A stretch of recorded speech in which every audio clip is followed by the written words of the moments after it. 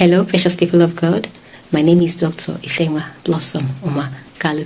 I am a medical doctor, and by this special privilege of God, I obtained further trainings in psychology.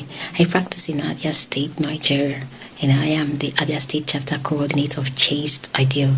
Chaste Ideal is a non-governmental organization that is passionate about raising a legacy of safe, sound, and healthy posterity. We are passionate about raising youth with healthy sexuality. The Chaste Ideal is an arm of Chasten Foundation Incorporated. In this year's Valentine's Flash, Chaste Ideal is focusing on a theme titled Sex is Spiritual. Sex is spiritual. I like us to understand that the act of sex is not absolutely physical. There is a spiritual dimension to it. No wonder the Bible makes us understand that we are the temple of the Most High. But more among us, God will judge. God is passionate about the activities that go on inside His temple. His temple is supposed to be a place of prayer, place of worship, place of communion. And that's why anyone that defiles the temple, God is angry with them. In the book of Hosea, chapter 4, verse 2, and chapter 5, verse 4, the Bible spoke about the spirit of whoredom. There is a spirit behind those that go a-warring. Therefore, there is a spiritual dimension to sex. However, I'd like to focus today on the physical aspect of sex with a topic, sexual health. As a way of introduction, I'd like to define what sex is. Sex is an intimate experience between two persons involving a penetration of the male sex organ into the female sex organ. It is by mutual consent. It is also known as sexual intercourse. Sex is supposed to be a beautiful experience designed by God for pleasure, for procreation. It is a beautiful experience. However, it can be harmful and very risky. Sexual health can be defined as a state of physical, mental, social well-being, not merely the absence of disease in our sexual life. Remember that the World Health Organization defines health as a state of complete physical, mental, and social well-being, not merely the absence of disease or infirmity. Therefore, in the area of our sexuality, someone can actually appear healthy, however, the person is sick in his mind or in his social interaction. For instance, there are people that have gone through one form of abuse or the other. It could be a rape, and they end up unresponsive to their partners. The ladies are frigid, or the males are just switched off in the area of their sexuality. In such a case, they appear healthy, but they are sick in their mind. For such people, they need to go through therapy. They sit before a counselor that will put them through the experience so that it can be mended. Now, for every act of sex, there are basic things you need to bear in mind. You need to know why you are indulging in it. Sex is supposed to be for pleasure and for procreation. Therefore, each time you decide to have sex, you must consider your aim. Is it for pleasure? Is it for childbearing? Or is it for monetary gain? In addition, you need to also understand the sexual behavior of your partner. A lot of people are indulging in different things. Some people have sex with beasts. Some will have sex with fellow men or fellow women. Or they can switch it between male, female, or female, female. They are either homosexual or heterosexual or bisexual. You need to understand the sexual behavior of your partner because it has a lot to do with the state of your health after the intercourse. I like us to also understand there are about 3 routes of having sex. The vaginal sex, there's also oral sex, and there's also anal sex. Now, sex is beautiful, like I mentioned earlier. However, it can be harmful. Let's look at the sexually transmitted infections that may come up after a sexual experience.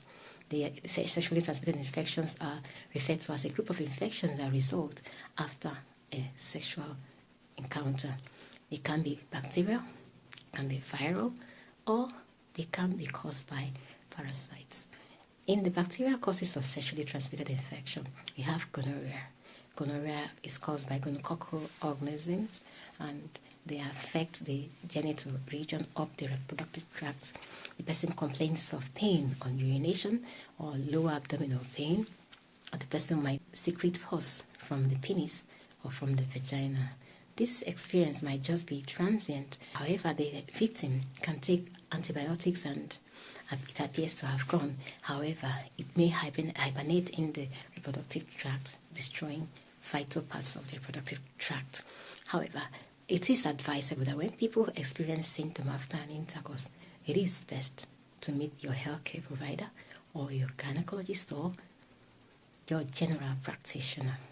In addition, syphilis is another cause of bacterial sexually transmitted infection. Syphilis is caused by Treponema pallidum. It's a bacteria that results when someone has intercourse with an infected partner. The person breaks out in a rash and may have ulcer in the genital region. The ulcer is called chancroid painless ulcer. In addition to, we can have chlamydia. Chlamydia trachomatis is also another type of bacterial infection that is contracted through sexual experiences with an infected person. For the viral causes of sexually transmitted infection, we have HIV, human immunodeficiency virus. It is the causative organism that when it matures in the system, it can develop into a full-blown AIDS, acquired immunodeficiency syndrome. Just from one harmless looking experience, a lot of chains of events can take place that might even be life-threatening.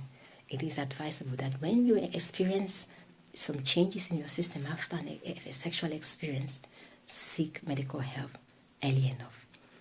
In addition to the viral causes of sexually transmitted infection, we have herpes simplex virus, what we call herpes simplex, genital simplex. It results from an infected sexual experience. The person has blisters on the lips and may have ulcers in the genital region.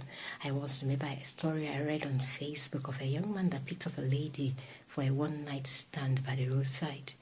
After a couple of days of the experience, he broke out with blisters and swollen lips, and he put up the picture on Facebook, complaining that he had oral sex with a lady that he picked by the wayside. He had casual unprotected sex with someone he picked by the roadside. He did not understand the sexual behavior of the lady. One thing about sexually transmitted infection is that they might not present with symptoms, but they are in the system, and the person is just a carrier, distributing the infection to others. We need to be sexually responsible in all that we do in life. As a matter of fact, the Bible recommends as Christians that we should abstain from premarital sex or extramarital sex. Also, another cause of viral sexually transmitted infection is HPV, human papilloma virus. It causes an infection in the genital region and might end up as one of the causative agents in cervical cancer, or for the male, they may have cancer of the penis. This human papilloma virus is oftentimes contracted when teenagers get sexually active at a young age. It might pass unnoticed. However, it keeps on multiplying in the system until it can either affect the cells of the cervix, and the lady may have cancer of the cervix, or the man might have penile cancer. We need to be very discreet, and that's why we advocate for our teenage girls to get vaccinated against the HPV. There is also genital warts. In genital warts, there are filiform finger-like growths in the genital region. It's canonically site and can multiply. It is treatable, however, there could be a relapse. Apart from the genital region, it can also grow around the anus, especially in people that are HIV positive or in people that indulge in anal sex. That's for viral causes of sexually transmitted infection.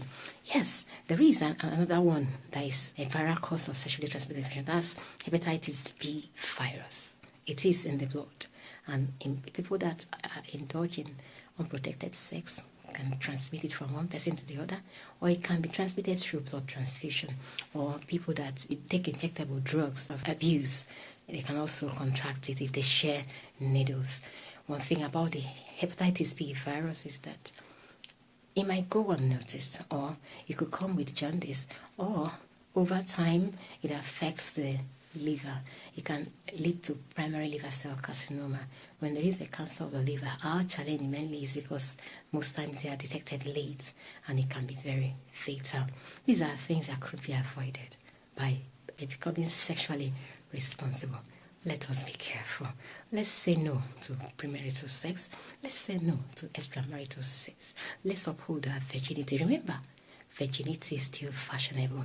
And in Just Idea, we make our young people understand that virginity is your dignity. It is not because you lack the opportunity. It is your ability to make informed choices.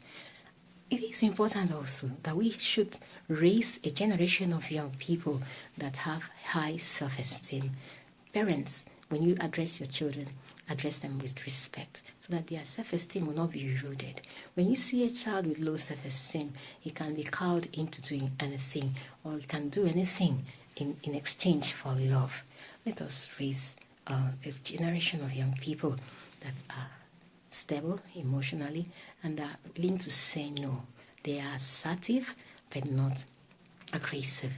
Now, for the parasitic causes of sexually transmitted infection, we have T. vaginalis. T. vaginalis is another cause that results in fishy odor smell in the genital region of the female, usually after intercourse. There is also another very rare parasitic infection in the pubic region. That's lice, the human lice. It can live in the pubic hair, and when people have intimate contact, it spreads from one person to the other. It used to be very common in centuries ago when when our women wear their hair natural, and the lice can grow in the hair. From hair it spreads down to any part of the body where there are hair. In our present day society, I notice that our young people, our mommies, our pregnant women, they shave the pubic hair, so there might not be any medium for the lice to grow. But just bear it at the back of your mind that if someone has lice, pubic lice, it can be transmitted during intimate experiences.